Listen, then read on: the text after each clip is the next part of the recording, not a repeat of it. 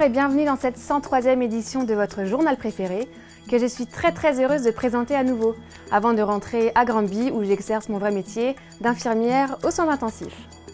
Tout de suite, ne perdons pas nos bonnes habitudes avec le sommaire, fitness à Créancé, le carnaval de Bligny-sur-Ouche, l'ouverture de la pêche, en bref et en images, une nouvelle activité pour Manon, les pompiers ont besoin de vous, une recette de sanglier. Commençons ce journal par une petite visite à la salle de fitness de Créancé, fort bien équipée et au personnel très sympathique.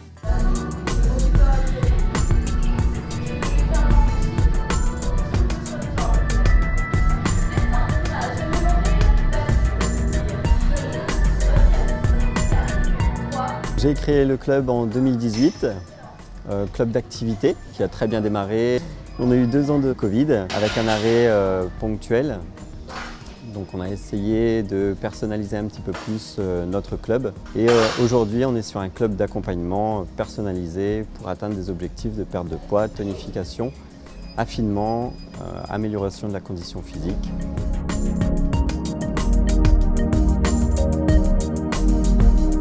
On a 400 adhérents actifs, Montbard, Soutil, Beaune, Sombernon, Fleuret-sur-Ouche.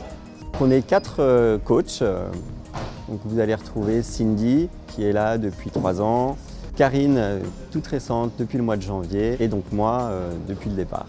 Tous nos coachs sont diplômés d'État et ont des brevets professionnels.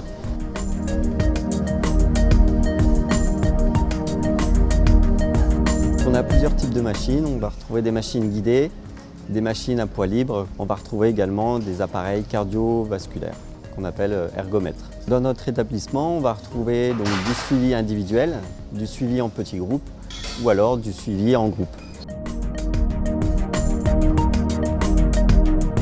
Nous avons à peu près 40 machines de cardio et musculation, ce qui représente un investissement d'environ 300 000 €.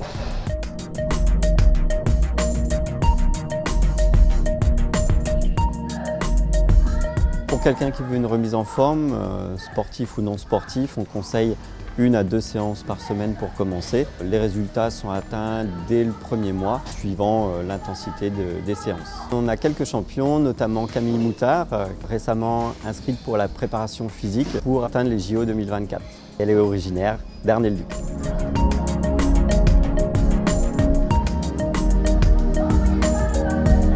Pour adhérer chez nous, il faut prendre rendez-vous sur notre site internet ou directement par nos contacts SMS, mail, téléphone.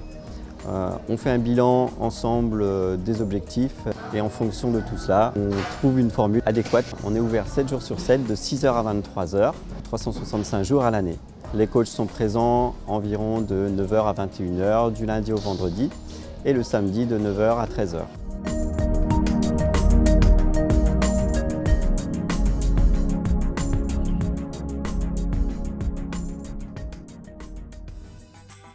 Le froid glacial n'avait pas découragé les nombreux participants du carnaval de Bligny-sur-Ouche. Défilés, confettis, chars, tout était là pour perpétuer la tradition.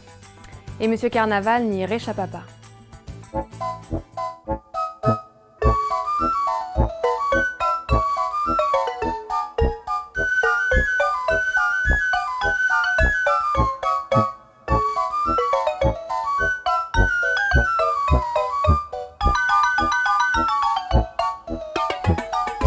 Après avoir eu comme à Cannes son festival, Bligny se prend pour Rio et fête son carnaval. L'ambiance est chaleureuse malgré le vent glacial qui pourrait nous conduire demain à l'hôpital.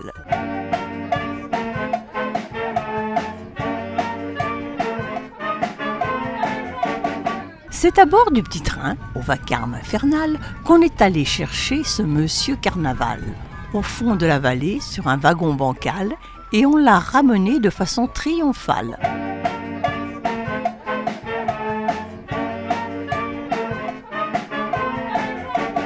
Promené dans le village, sur un char musical, il finira sa course sur la place centrale pour y être jugé de façon radicale par une bande de marmots totalement impartiale.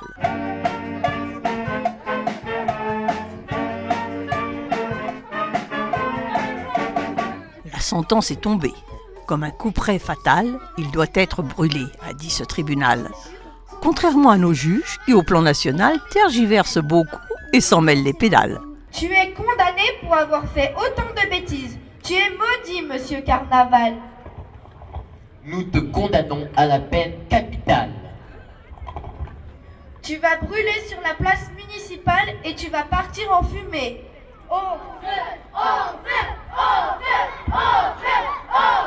Aussitôt décidé, on alluma le fanal et ça tombait très bien. Par ce froid hivernal, tous se sont réchauffés et entamèrent le bal. Disons un grand merci à Monsieur Carnaval.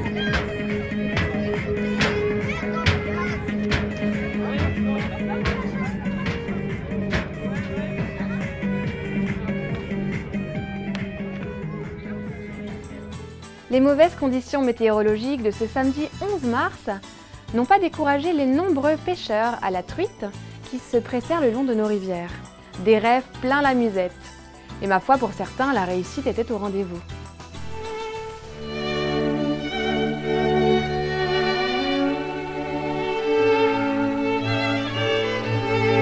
Il fallait en ce matin d'ouverture une bonne dose de courage pour aller taquiner la jante halieutique. Vent, pluie et neige mêlées n'avaient pas empêché quelques enragés de venir pêcher la truite. Et, comme aurait dit Albert Mellet, pour une fois, pêcheurs et poissons avaient la même conscience, celle d'être mouillés.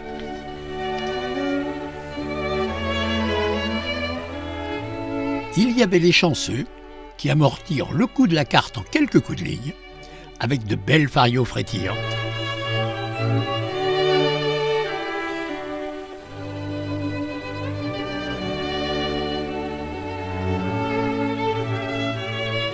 Et d'autres, tout aussi appliqués, telle Sonia, notre présentatrice, qui, sous l'œil de nos caméras, loupa cette belle truite qui lui aurait permis de faire carton plein. Elle aurait été la 3e prise de cette matinée.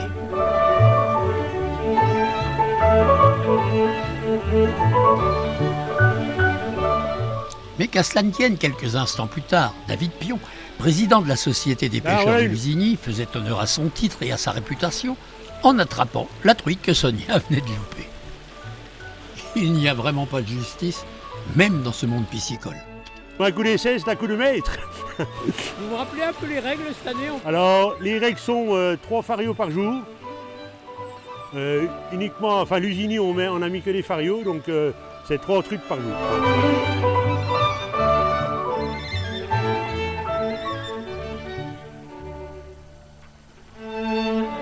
Au fil de la matinée, allant de poste en poste, nous eûmes la chance de filmer quelques prises, comme ici, à Oucherotte, où ce pêcheur a mis un point d'honneur à prendre devant notre caméra une truite arc-en-ciel que les connaisseurs appellent une daube.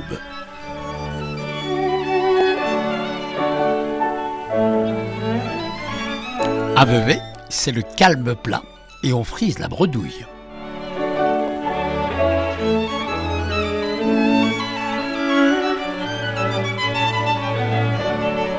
Là, dans le canal, à Sainte-Sabine, certains pratiquent une pêche à la truite de retraité et attrapent dans ces eaux mortes des poissons spécialement mis pour l'occasion.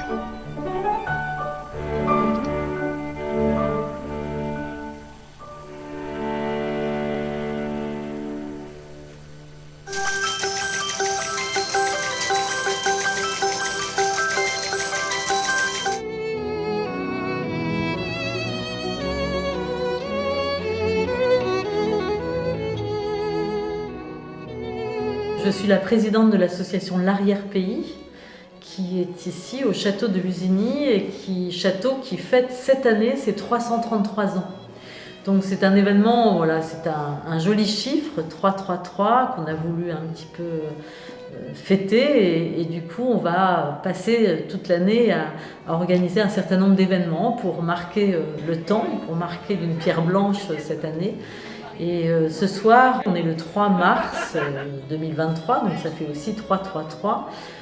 On a eu envie d'inviter le plus de gens possible, des adhérents, des amis, des voisins, à venir autour de nous pour présenter ce que sera ce programme.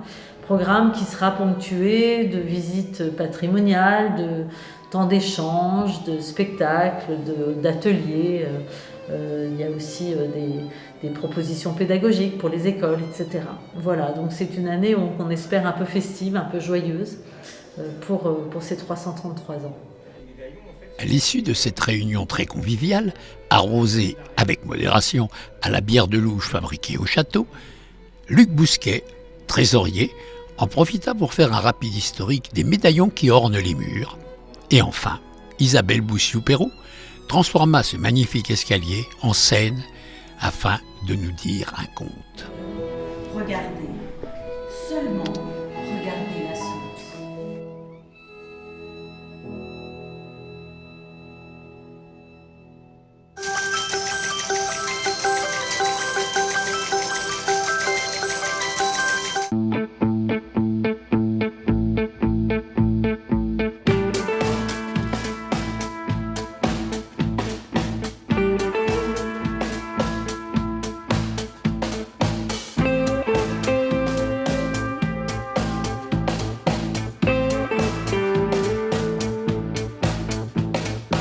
Aujourd'hui, on a organisé un loto pour l'association Louise Laguerrière. Cette association a été créée en 2018 lorsque notre petite fille Louise était tombée malade. Elle a eu une leucémie rare et il a fallu tenter un nouveau traitement et donc il fallait le financer. Pour trouver le financement, nous avons choisi le loto.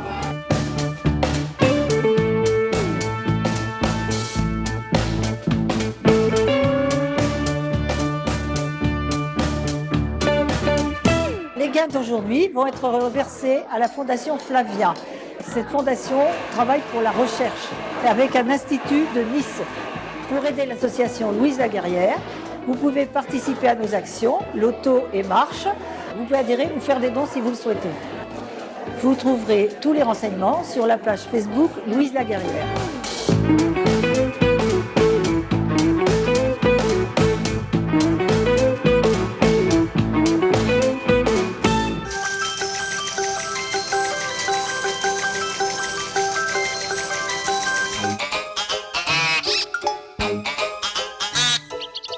Quelques mots sur la deuxième édition de notre festival d'humour qu'on a appelé Une douche d'humour à Barbiré-sur-Ouche, dans notre magnifique salle des fêtes. Ça a démarré hier soir avec une artiste qui s'appelle Mao Drama, aujourd'hui avec une troupe locale de Bléziba qui s'appelle le Théâtre du Clou. Cet après-midi, nous avons accueilli Maude Mélé. Ce soir, nous avons un artiste de Annecy qui va nous jouer un spectacle qui s'appelle Mimile. J'ai roulé 8 heures à l'aveugle. J'ai tapé des chauves. En arrivant à Paris, sous les gargants, j'ai retrouvé 2 casques de cycliste, un skateboard, une trottinette Reine des Neiges. Il était temps que j'arrive. Demain matin, nous avons un spectacle de Bagy. À 15h30, nous avons une troupe de théâtre qui vient de l'Essonne, qui s'appelle Les Dos du Dindon. La création de ce festival est l'œuvre de la Farandouche, qui est une association de Barbiré-sur-Ouche.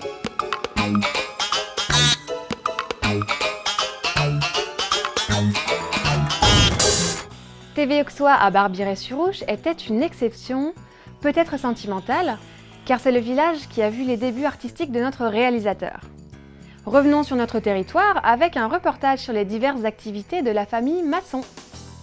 Bien ancré en terre d'Auxois, Créancey affiche un terrain de sport, une église du XIIIe siècle, une mairie nettement plus récente, un petit supermarché et un hangar mystérieux d'où semblent émerger d'étranges lueurs.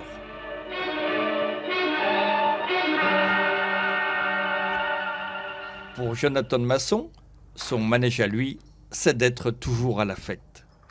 Mon grand-père a eu des manèges et c'est ma vie, quoi. Je suis né dedans. Quand même compliqué à rénover un manège, c'est pointilleux, quoi. Mais tout se fait dans la vie, avec du courage. Là, ça fait déjà 3 mois que je suis dessus. La plus grosse difficulté, c'était quand même tout ce qui était la lumière.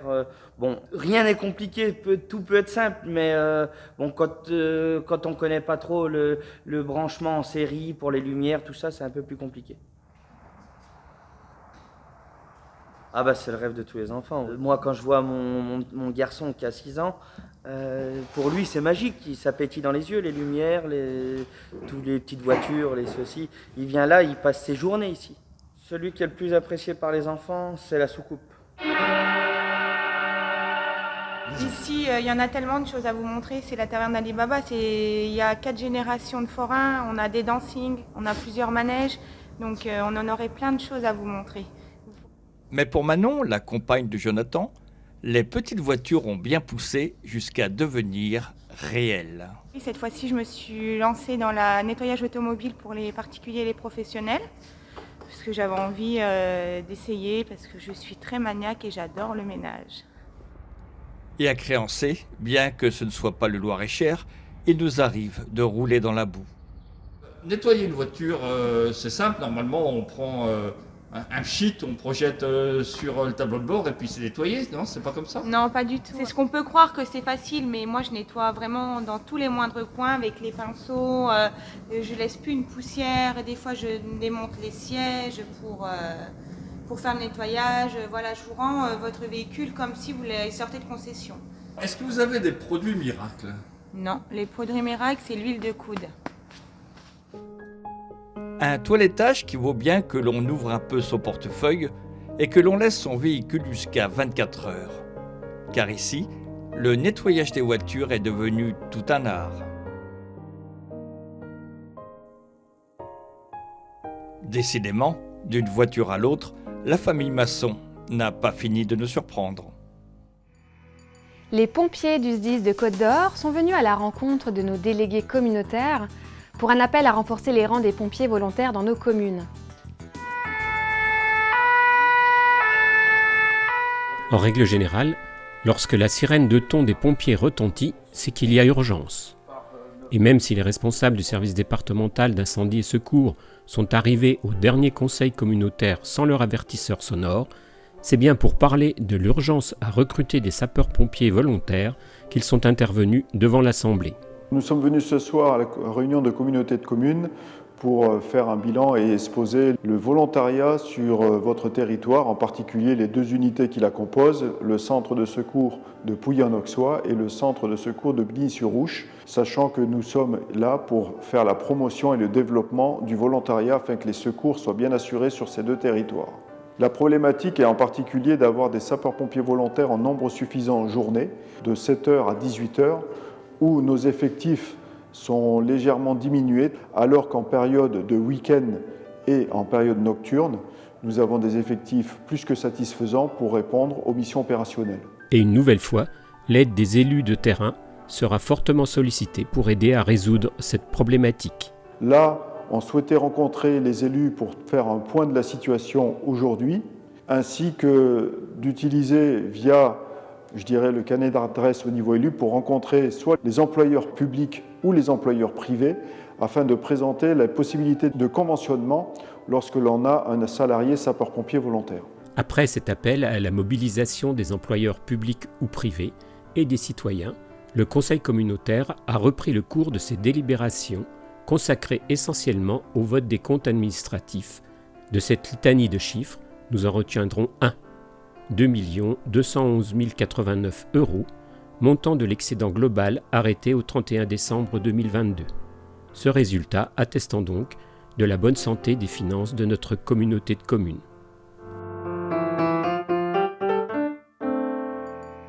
Terminons ce journal par une délicieuse recette cuisinée par Michel dans la superbe cuisine des Trois Faisans. Pour ma part, je vais rentrer dans mon Québec adoptif car mon séjour touche à sa fin. Vous retrouvez évidemment Sonia et Anissas pour vos prochains journaux et comptez sur moi pour continuer à suivre les aventures de Théo Auxois sur Internet, de l'autre côté de l'Atlantique. Au revoir et je ne vous oublie pas.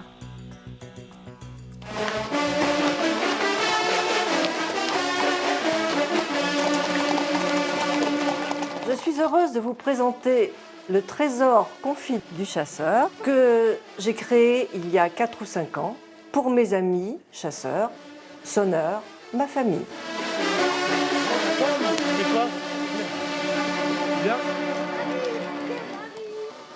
Pour réaliser cette recette, bien évidemment, il faut du sanglier.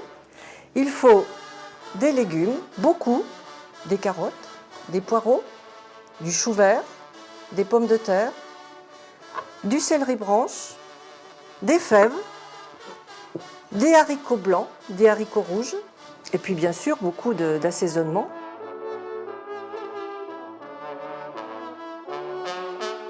J'émince pour commencer des branches de céleri que je vais verser dans un fond de volaille que j'ai fait, bien sûr.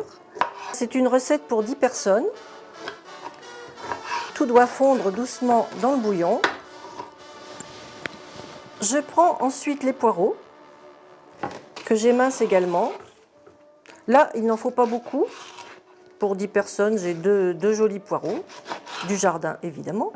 Je prends également du chou vert que j'ai ébouillanté quelques minutes avant de le mettre dans mon fond de rôti, que j'émince, mais pas trop, et qu'il ne soit pas écrasé au fond de la marmite.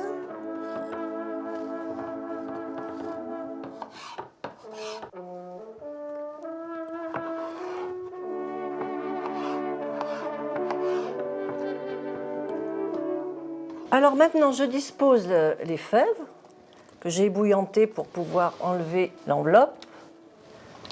Là, c'est un peu long de cuisson, mais ça va mijoter également tout doucement avec le reste. Je remue.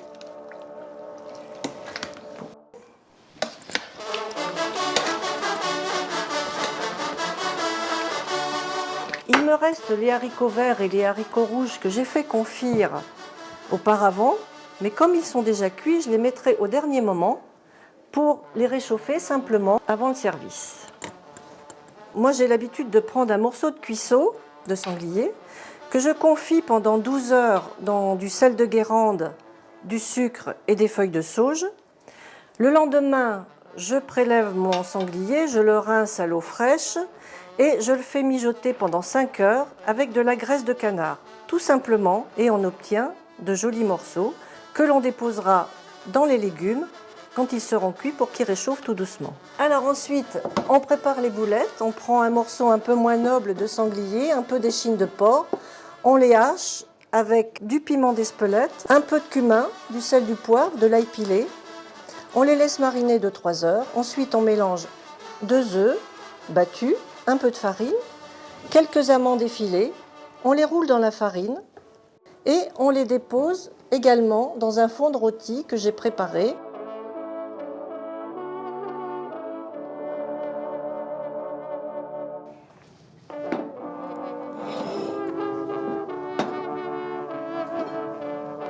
Pendant que tout mijote, je voulais quand même vous donner la conclusion importante de cette bonne recette, à savoir qu'elle sera dégustée très chaudement avec un bon pain bellinéen, un très bon moret de Virgile Ligné de Moret-Saint-Denis et tout ceci cuisiné, mijoté avec amour dans la magnifique cuisine des Trois Faisans de Bligny.